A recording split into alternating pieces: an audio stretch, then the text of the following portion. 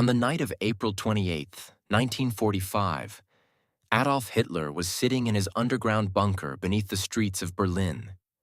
The city above him was on fire. Soviet shells were landing every few seconds. The walls of the bunker shook with each explosion. Dust fell from the ceiling like snow. Hitler had not slept in days. His hands were trembling. His face was gray. The war was lost. Everyone knew it. But no one dared to say it out loud. Then, an aide handed him a piece of paper. It was a BBC radio transcript, a Reuters news report, broadcast to the entire world just hours earlier. Hitler read it. And what he read made him do something his staff had rarely seen in 12 years of absolute power. He screamed. The report said that Heinrich Himmler, Reichsführer SS, head of the Gestapo, commander of the Waffen-SS, the most powerful man in Nazi Germany after Hitler himself, had secretly contacted the Western Allies. Himmler had offered to surrender, not in Hitler's name, not on Hitler's orders, on his own. Himmler had gone behind Hitler's back, reached out to the Swedish diplomat Count Folke Bernadotte, and proposed a deal. Germany would surrender to the Americans and the British, but not to the Soviets. And Himmler would lead the new German government. Hitler's hands were shaking so violently that he could barely hold the paper. His face turned a shade of red that one witness described as almost purple. "Himmler," he whispered. Then louder, "Himmler." The man he had called "my loyal Heinrich." The man who had built the SS from a small bodyguard unit into the most terrifying organization in human history. The man who had carried out the Holocaust, who had executed millions in Hitler's name. That man had just stabbed him in the back. But to understand how the most loyal servant in the Third Reich became its most shocking traitor, we need to go back. Back to the beginning. Back to when Heinrich Himmler was nobody. Heinrich Himmler was not the kind of man you would expect to become the architect of mass murder. Born on October 7, 1900 in Munich, he was the son of a schoolteacher. He was small, pale, nearsighted, and physically weak. He wore round spectacles that made him look more like an accountant than a soldier. As a young man, Himmler desperately wanted to fight in World War I. He enrolled in a military training program, but the war ended before he ever saw combat. This haunted him for the rest of his life. He felt he had missed his chance to prove himself as a man. After the war, he studied agriculture at the Technical University of Munich. He received a degree in agronomy. He tried to become a chicken farmer. He failed at that too. But Himmler had one quality that would change the course of history. He was obsessively organized, meticulous, detail-oriented to the point of madness. He kept notebooks about everything. He filed, categorized, and documented every aspect of his life with an almost robotic precision. In 1923, he found the Nazi Party. And more importantly, he found Adolf Hitler. Himmler was present at the beer hall putsch, Hitler's failed attempt to seize power in Munich. He was a minor figure, barely noticed. But he was there. And from that moment, he dedicated his entire existence to one man. He became a true believer, not just in Nazism as a political movement, but in Hitler as a near-divine figure. He worshipped him. In 1929, Hitler appointed Himmler as the head of the SS, the Schutzstaffel. At the time, the SS was a small personal bodyguard unit of about 280 men. It was considered insignificant compared to the SA, the much larger and more powerful paramilitary force led by Ernst Röhm. But Himmler saw potential, and he had a vision. Over the next 4 years, He transformed the SS from a small protection squad into a vast, disciplined, terrifying organization. He imposed strict racial requirements. Every member had to prove pure Aryan ancestry going back to 1750. He created rituals, symbols, and a culture of absolute obedience. By 1933, when Hitler came to power, the SS had grown to over 50,000 members, and Himmler was just getting started. In 1934, Hitler gave Himmler his first major opportunity, the Night of the Long Knives. Röhm and the SA leadership had become a problem. Hitler wanted them eliminated. Himmler organized the operation with cold efficiency.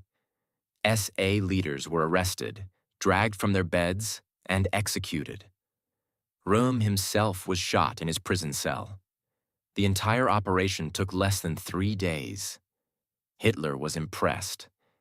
Himmler had proven something crucial. He could kill on command, without hesitation, without remorse, and with perfect organization. From that moment, Himmler's power grew exponentially. By 1936, Heinrich Himmler controlled the most powerful security apparatus the world had ever seen. He was head of the SS. He commanded the Gestapo, the secret state police. He oversaw the SD, the intelligence service of the Nazi Party. He controlled the criminal police. He ran the concentration camp system. There was no aspect of terror in Nazi Germany that did not pass through Himmler's hands. And he expanded constantly. Each year, he accumulated more power, more personnel, more reach. In 1939, when the war began, Himmler created the Einsatzgruppen, mobile killing squads that followed the German army into Poland and later the Soviet Union. Their mission was simple: kill Jews, communists, intellectuals, and anyone deemed an enemy of the Reich. By the end of 1941, the Einsatzgruppen had murdered over 1 million people. Men, women, children. Shot at the edges of mass graves they had been forced to dig themselves. But for Himmler, even this was not efficient enough. In January 1942, the Wannsee Conference formalized what became known as the final solution: the systematic extermination of European Jews through a network of death camps. Auschwitz, Treblinka, Sobibor, Belzec, Majdanek. Himmler oversaw all of it. He visited the camps personally. He watched executions. On one occasion, at a mass shooting in Minsk, witnesses reported that Himmler turned pale and nearly fainted when brain matter splattered onto his coat. But he did not stop it. He never stopped it. He justified everything through ideology. He told his SS officers that they were doing a noble and necessary task. In a secret speech in Posen in October 1943, he said, and this was recorded: "Most of you will know what it means when 100 corpses lie together, when 500 lie there, or when 1,000 lie there. To have gone through this and to have remained decent, that has made us hard." He called genocide decency. This was the man Hitler trusted above almost all others, the man who had built the machinery of death, the man who had proven again and again that he would do anything, absolutely anything, that Hitler asked. And yet, this same man would betray Hitler in the end, because something changed. The turning point came slowly. In February 1943, the German Sixth Army surrendered at Stalingrad. It was the first major German defeat. Over 90,000 soldiers were captured. The myth of German invincibility was shattered. Then came Kursk, the largest tank battle in history. Another German defeat. Then the Allied invasion of Sicily. Then Italy surrendered. Then D-Day, June 6, 1944. when Allied forces stormed the beaches of Normandy and opened a second front in the west. By late 1944, the situation was catastrophic. The Soviets were advancing from the east. The Americans and British were advancing from the west. Germany was being crushed from both sides. And Heinrich Himmler began to think about something he had never considered before: his own survival. For 20 years, Himmler's identity had been built entirely around loyalty to Hitler. He had no independent existence. He was Hitler's instrument, his executioner, his shadow. But now, watching the Reich crumble around him, a new thought entered his mind. A thought that would have been unthinkable even a year earlier. What if Hitler was wrong? What if the war truly was lost? And if it was, what would happen to Heinrich Himmler? He knew the answer. He had personally overseen the deaths of millions of people. If the Allies won, he would be arrested, tried, and executed. There was no question about this, unless he could make a deal. The idea did not come to him all at once. It started with small steps. First, in late 1943, Himmler allowed his personal masseur, Felix Kersten, to make contact with representatives of the World Jewish Congress. Kersten was a Finnish citizen with international connections. Through him, Himmler began secret negotiations about releasing small numbers of Jewish prisoners from concentration camps. This was not mercy. This was calculation. Himmler was planting seeds. He was trying to create a narrative that he was a moderate, a pragmatist, a man who could be negotiated with. Then, in the autumn of 1944, Himmler did something extraordinary. He ordered the gassings at Auschwitz to stop, not because he suddenly developed a conscience, but because he wanted evidence of good faith that he could present to the Western Allies. He was building his resume for the post-war world, and he found a willing intermediary, Count Folke Bernadotte, the vice president of the Swedish Red Cross. Sweden was neutral. Bernadotte had access to both sides. He was the perfect channel. Through Kirsten and others, Himmler arranged a series of secret meetings with Bernadotte. The first took place in February 1945 at the Hohenleichen Sanatorium north of Berlin. At this meeting, Himmler was nervous. He rambled. He talked about the threat of communism.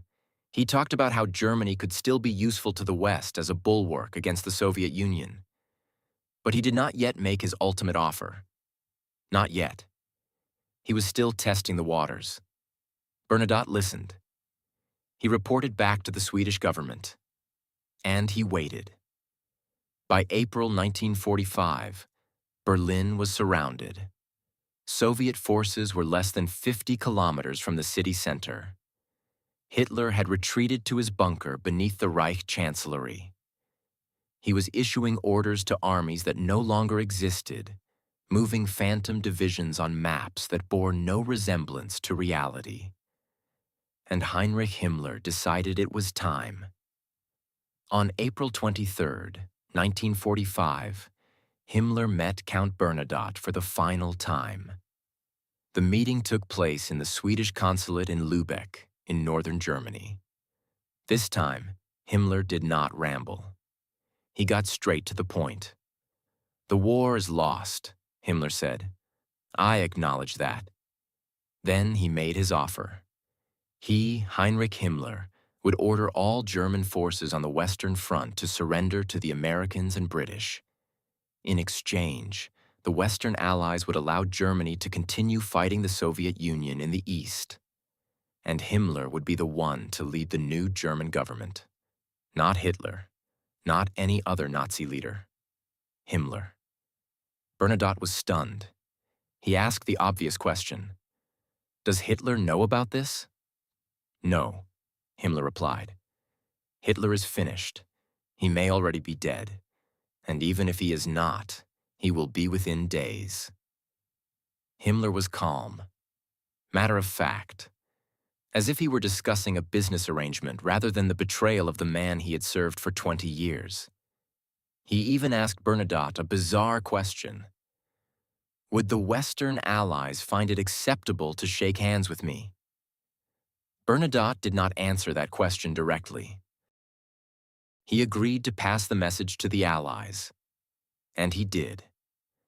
Bernadotte contacted the British and American governments. The message reached General Eisenhower.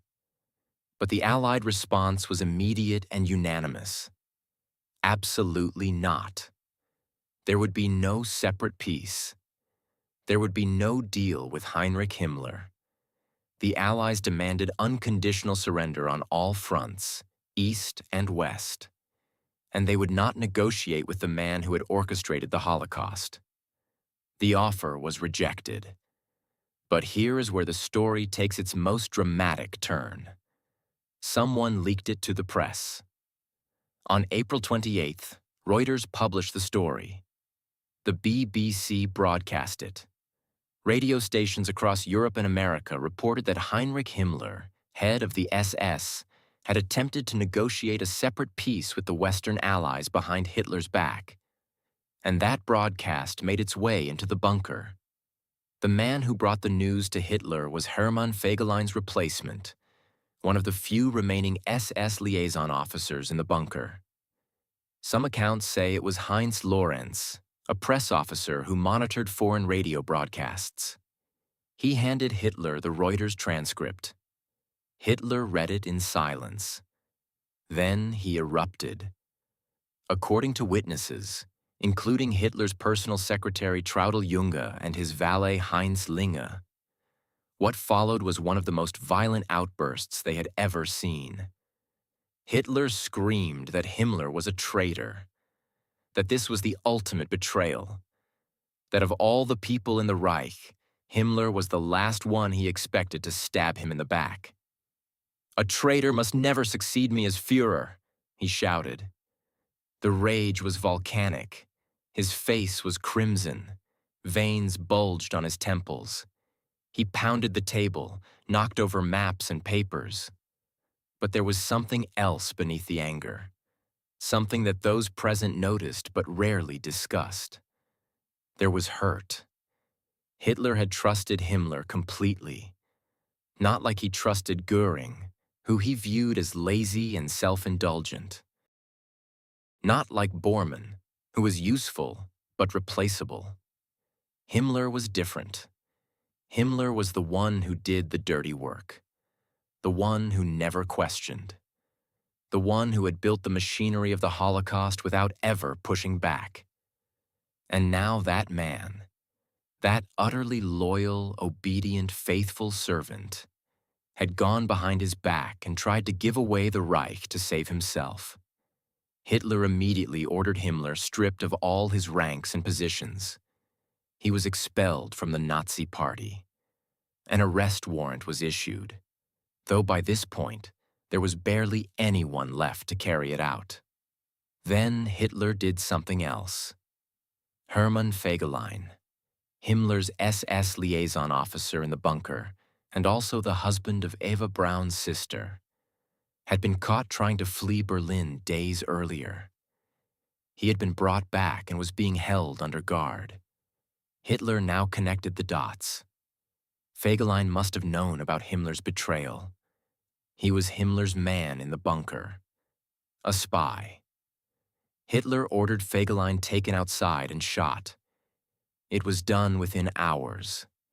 Fegelein was executed in the garden of the Reich Chancellery, probably on the night of April 28th or the early morning of April 29th. Eva Braun, whose sister was now a widow, reportedly said nothing. 2 days later, Hitler himself was dead. He shot himself on April 30th, 1945, in the bunker. Eva Braun, whom he had married just 1 day earlier, took cyanide beside him, and Heinrich Himmler was left alive. A man without a country, without a leader, without a purpose.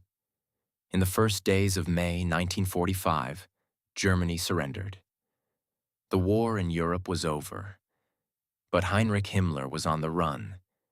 He shaved his mustache. He removed his glasses. He put on an eye patch and dressed in the uniform of a common German soldier, using the fake identity papers of a man named Heinrich Himmler. He gathered a small group of loyal aides and tried to make his way south, hoping to disappear into the chaos of post-war Germany. It did not work. On May 21st, Himmler and his group were stopped at a British checkpoint near the town of Bremervörde. The soldiers were suspicious. Something about the group did not seem right. They were too well fed, too nervous, too careful. The British detained them, and during interrogation, Himmler broke. Perhaps it was arrogance. Perhaps it was exhaustion. Perhaps he simply could not bear being treated like a common soldier. He removed his eye patch, put on his glasses, and said, "I am Heinrich Himmler." The British soldiers were shocked. They immediately contacted their superiors. A medical officer was called to examine the prisoner. During the medical examination, the doctor asked Himmler to open his mouth. Himmler obeyed. But as the doctor looked inside, Himmler bit down. There was a small glass capsule hidden between his teeth. It contained potassium cyanide. Within seconds, the poison flooded his system. The doctor tried to save him. He flipped Himmler over, attempted to flush the poison from his mouth. But it was too late. Heinrich Himmler was dead within 12 minutes. He died on May 23, 1945. He was 44 years old. The man who had sent millions to their deaths, who had built the concentration camps, organized the Einsatzgruppen, overseen the gas chambers, chose to die on his own terms rather than face judgment. His body was buried in an unmarked grave somewhere near Lüneburg. The exact location was never officially revealed. There would be no memorial, no headstone, nothing. Heinrich Himmler spent 20 years proving his loyalty to Adolf Hitler. He killed millions to earn Hitler's trust. He built an empire of terror that the world had never seen before and has never seen since. And in the final days, when it was clear that the Reich was finished, he threw it all away. Not out of remorse, not out of guilt, not because he suddenly realized that what he had done was evil. He betrayed Hitler to save himself. And even that, he failed at. The Western Allies rejected his offer. Hitler found out and condemned him. And in the end, Himmler died alone, biting down on a poison capsule in a British interrogation room, with no power, no title, and no one left to give orders to. The most feared man in Nazi Germany ended his life as a coward in a borrowed uniform, hiding behind a fake name and an eye patch. Some betrayals are born of courage. Klaus von Stauffenberg's bomb plot was an act of conscience, an attempt to stop a madman and save millions of lives. Himmler's betrayal was nothing like that. It was the desperate act of a bureaucrat of death who realized too late that the machine he had built could not protect him from the consequences of what he had done. He was not a hero who turned against evil. He was evil, trying to negotiate its own survival.